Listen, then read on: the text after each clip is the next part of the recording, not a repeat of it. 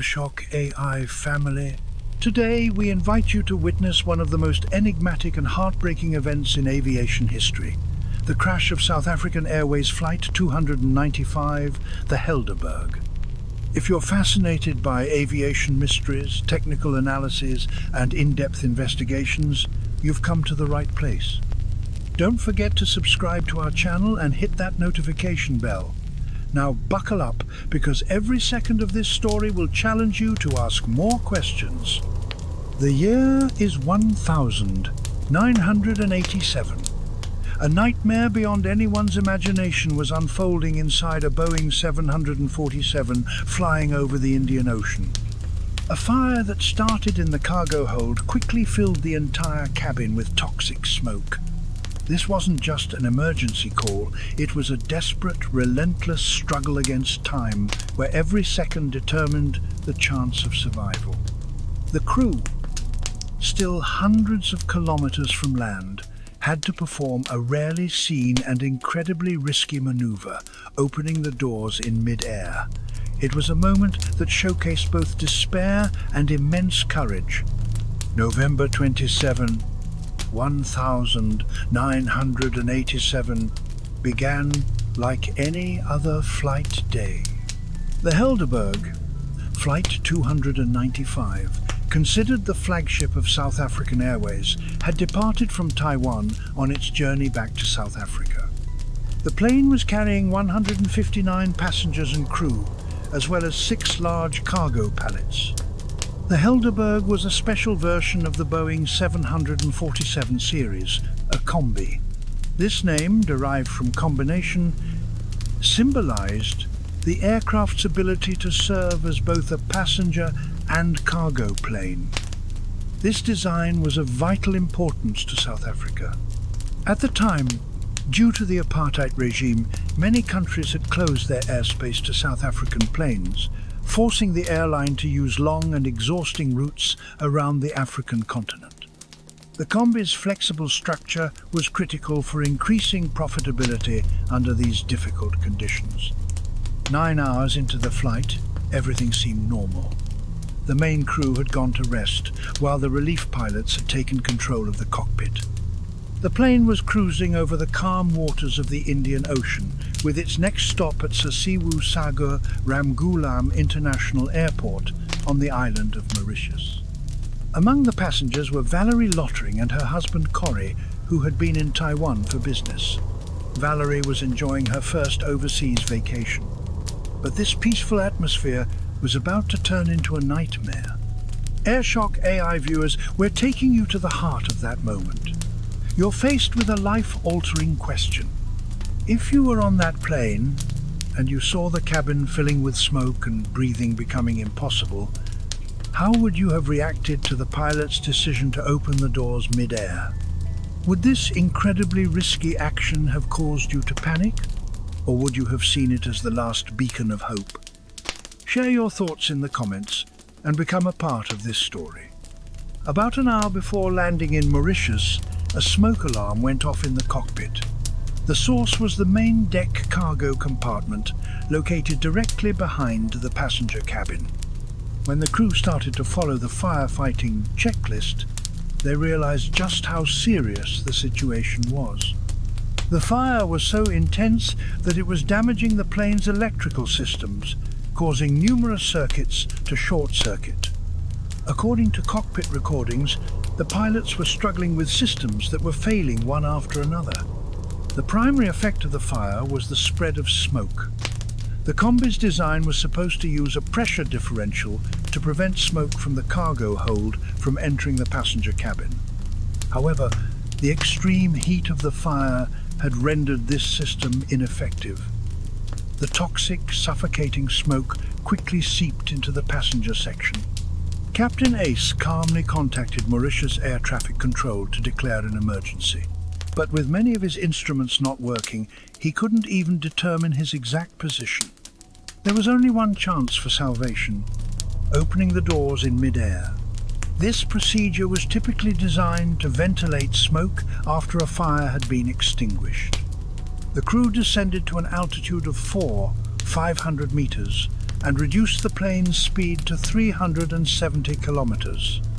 This was a safe altitude and speed for passengers to breathe the outside air and for the doors to be opened.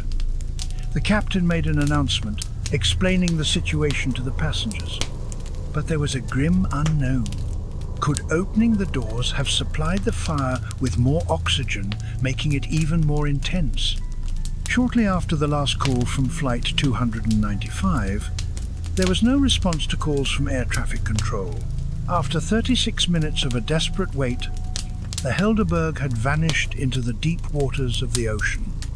Search and rescue teams were dispatched, but all they found were small pieces of wreckage.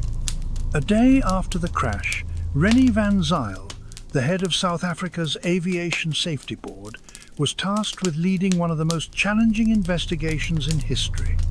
Van Zyl's team obtained crucial clues from the wreckage on the surface. A wristwatch stopped at the moment of impact indicated the plane had crashed into the sea just 3 minutes after the last communication. This was proof of how suddenly and violently the event unfolded. But why the plane went down was still a mystery. In the public sphere, anti-apartheid movements and conspiracy theories spread rapidly.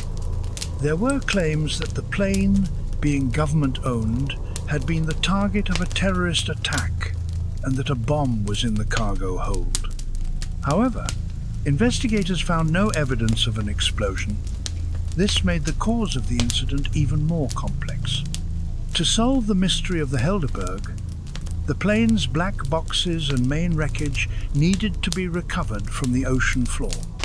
But the location of the wreckage was unknown, and the recovery operation would be one of the most costly and deepest underwater operations in history. The batteries on the black box's pingers were about to run out. Under immense pressure from time, René van Zyl had to undertake this incredibly difficult mission. Airshock AI family. Now we turn to the most critical questions. Some of the most compelling evidence regarding the Helderberg's crash pointed to theories about illicit cargo not listed on the manifest. Do you think it's ethical for a country to use passenger planes to circumvent international embargoes? Is putting passengers' lives at risk worth it for such a cause? Share your thoughts and feelings about this tragic event with us. The investigation to solve the Helderberg's mystery turned into a years-long saga. Wreckage pieces and black box recordings recovered from the ocean floor revealed astonishing details about the fire's intensity. The black box showed that its power was cut just 81 seconds after the fire alarm. This was proof of how rapidly the fire spread and how helpless the crew was. When investigators reconstructed the plane's cargo area, they pinpointed where the fire had started, on the front right pallet. It was discovered that this pallet was full of polystyrene packaging materials, which likely fueled the fire's rapid growth. But why the fire started in the first place was still unknown. At this point, suspicious theories gained traction among the public and some experts. South Africa's apartheid regime was facing international arms embargoes and was allegedly trying to secretly import materials for its military. A theory emerged that the Helderberg was carrying unstable substances like ammonium perchlorate, which is used in rocketry and burns with its own oxygen. Such a substance could have ignited from vibration or a small spark and could not be extinguished with normal fire extinguishers. This could explain why the crew's efforts to control the fire failed. The Helderberg crash exposed serious vulnerabilities in the fire safety of combi aircraft. The investigation's findings showed that Boeing's fire tests were not realistic. After this incident, the use of combi aircraft was discontinued, and the aviation industry was forced to re-evaluate its fire safety standards. However, the exact cause of the deaths of 159 people was never fully resolved. Even the Truth and Reconciliation Commission, established by a new South African government, concluded that the cargo listed on the official manifest could not have caused the fire. This reinforced the theories of illicit cargo. René van Zyl, despite dedicating years of his life to the investigation, was deeply disappointed that he could not definitively prove the fire's source.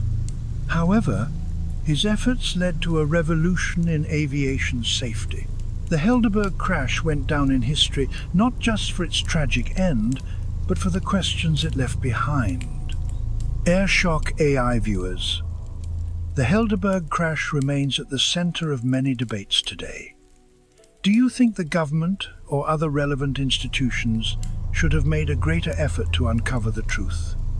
Or was it best for this case to be closed forever? Thank you for being with us today. Remember, on this channel you'll always find the most interesting and thought-provoking topics. We'll see you in the next video. Don't forget to subscribe and turn on notifications. Goodbye.